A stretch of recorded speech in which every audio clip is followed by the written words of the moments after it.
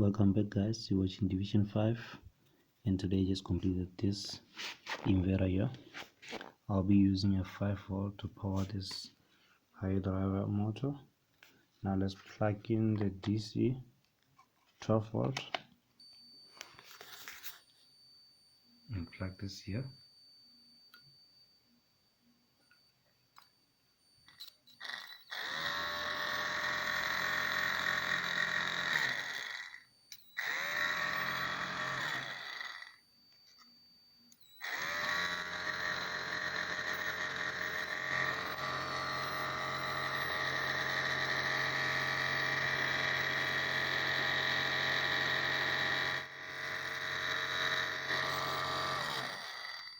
Thanks for watching. You're watching Division 5.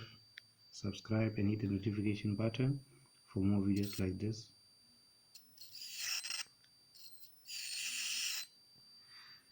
Here's the circuit board on how to make yourself one of these guys. Thanks for watching. You're watching Division 5.